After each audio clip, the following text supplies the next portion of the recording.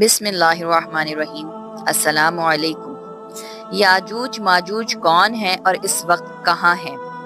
नाजरीन गिरामी, यकीनन आप सब ने याजूज माजूज का जिक्र सुन रखा होगा, लेकिन अक्सर लोग इस कौम की असल हकीकत से बेखबर हैं।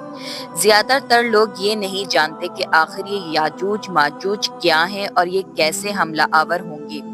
तो जहाँ तक सवाल ये है कि आपको बताते चलें कि याजूज माजूज एक ऐसी कौम का नाम है जिसका जिक्र तमाम अलहामी किताबों में मिलता है कि इस कौम को हजरत जुल्करनैन अलैहिस्सलाम ने दीवार तामीर करके इस दुनिया की दूसरी जानिब कैद कर दिया था, लेकिन क़यामत से पहले याजूज माजूज इस दीवार से निकलने में कामयाब हो जाएंगे और ये कौम जहाँ से गुजरेगी वहाँ पर इंसानी बस्तियों को तबाह बर्बाद करती हुई जाएगी और फिर ये कौम हमला करते करते एक दिन झील तक पहुंचेगी जिसका जिक्र किताबों में मिलता है।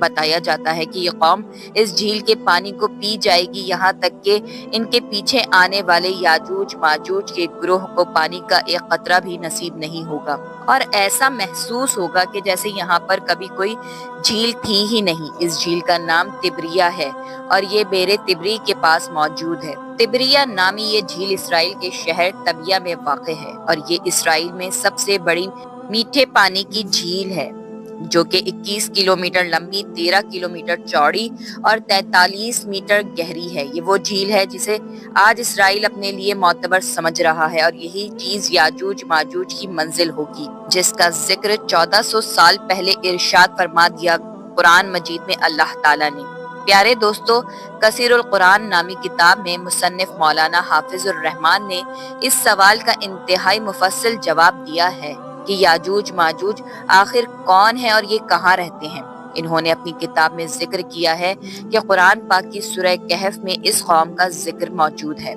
इरशादे बारी ताला है कि यहाँ तक कि जब वो पहाड़ों के दरमियान पहुंचे तो इन्हें इन पहाड़ों से पहले कुछ लोग मिलेंगे जिनके बारे में ऐसा लगता था कि वो कोई बात नहीं समझते। मुफस्सिरीन ने लिखा कि हजरत जुल्करनैन सफर करते करते वहां जा पहुंचे थे, जो जगह अर्मीनिया और आज़रबाईजान के नजदीक वाक़ है। वहां पर दो पहाड़ों के दरमियान से एक कौम निकली जो खेतों को तबाह कर देती, मवेशियों को बेदर्दी से कत्ल कर देती और बस्ती के लोगों को अपना गुलाम बनाकर ले जाती थी। चुनाचे वहां के लोगों ने हजरत जुल्करनैन अलैहिस्सलाम से दरखास्त की कि हम आपको कुछ रकम जमा करके देते हैं जिसके बदले में आप हमारे और इस जंगली कौम के दरमियान कोई रुकावट खड़ी कर दें। नाज़रीन गिरामी, ये कौम वही याजूज माजूज की कौम थी।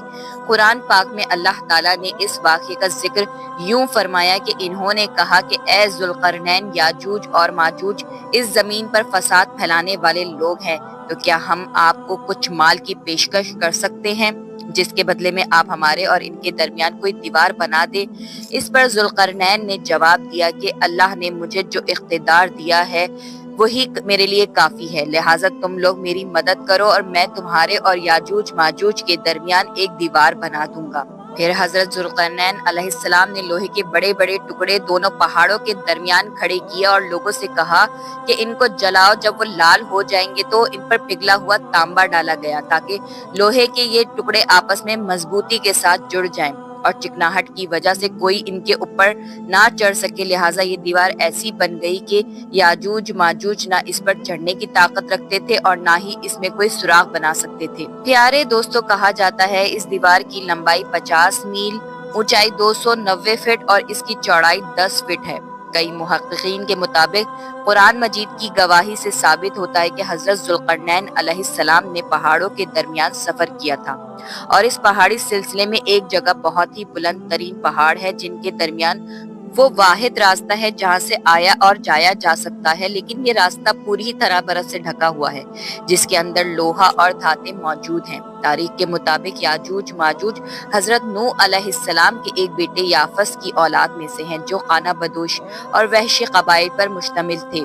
इनकी तादाद बहुत तेजी से बढ़ी और ये हजरत जुल्करनैन अलैहिस्सलाम के जमाने तक मुख्तलिफ कबाइल, कौमों और आबादियों में फैल चुके थे। कई तारीखी रिवायात में आता है तब से अब तक याजूज माजूज इसी कोशिश में लगे हुए हैं कि वो किसी तरह इस दीवार को गिराकर बाकी दुनिया से जा मिले تب سے لے کر آج تک یہ روز دیوار کو توڑتے ہیں، اور جب ان کا سردار حکم دیتا ہے کہ باقی کا کام کل کریں گے تو وہ واپس چلے جاتے ہیں، لیکن اگلے دن دیوار پھر پہلے سے زیادہ مضبوط ہو چکی ہوتی ہے۔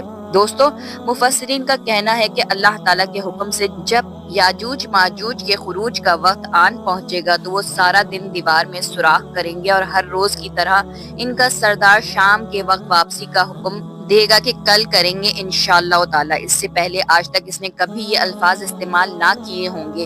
ان الفاظ کی مدد سے اگلے دن وہ اس دیوار کو ویسا ہی پائیں گے جیسا وہ چھوڑ کر گئے تھے، چنانچہ یہ لوگ انتہائی پرجوش ہو کر دیوار کو گرا دیں گے اور زمین پر پھیلتے چلے جائیں گے۔ یہ جہاں سے گزرتے جائیں گے وہاں پر تباہی پھیلاتے چلے جائیں گے اور مخلوق خدا کو اپنے شر اور فساد کا نشانہ بناتے چلے جائیں گے۔ ان کا پہلا گروپ جب بھاگتا ہوا جھیل تبریہ سے گزرے گا تو صحیح مسلم کے مطابق وہ سارے کا سارا پانی پی جائیں گے، اور جب ان کا آخری گروہ یہاں پہنچے گا تو کہے گا کہ کیا کبھی یہاں پر پانی ہوا کرتا تھا؟ جھیل طبریہ کے بارے میں بتایا جاتا ہے کہ یہ اسرائیل میں تازہ پانی کی سب سے بڑی جھیل ہے، اور اس کا ذکر توریت اور انجیل میں بھی کیا گیا ہے۔ حضرت عیسیٰ علیہ السلام نے اپنی زندگی کے بڑا حصہ اسی جھیل کے کنارے گزارا، اور یہیں سے قتل و غارت کرتے ہوئے یاجوج ماجوج بیت المقدس پہنچیں گے اور یہ اعلان کریں گے کہ زمین پر اب ہمارا قبضہ ہو چکا ہے، اور اب ہم آسمانوں پر بھی قبضہ کریں گے، اور آسمانوں کی طرف یہ تیر پھینکیں گے کہ جو کہ خون آلود ہو کر واپس آئیں گے، اور کوئی بھی ان کا مقابلہ نہیں کر پائے گا۔ جس کے بعد حضرت عیسیٰ علیہ السلام اللہ کے حکم سے مسلمانوں کو اپنے ساتھ لے کر کوہ طور پر پناہ لیں گے، اور عام لوگ محفوظ مقامات پر اپنے آپ کو بند کر کے اپنی جانیں بچائیں گے۔ معزز ناظرین، مولانا حافظ الرحمن نے اپنی کتاب کنز القرآن میں لکھا ہے کہ حضرت عیسیٰ علیہ السلام اور تمام مسلمان مل کر اللہ سے دعا کریں گے کہ اللہ تعالیٰ ان سے جان چھڑوا دے، اور پھر اللہ تعالیٰ ان کی گردنوں میں ایک ایسا کیڑا پیدا کر دیں گے جو ان کی موت کا باعث بنے گا، اور پوری زمین ان کی لاشوں سے بھر جائے گی، اور پھر اللہ کے حکم سے بارش برسے گی جو زمین کو ان تمام لاشوں سے پاک کر دے گی۔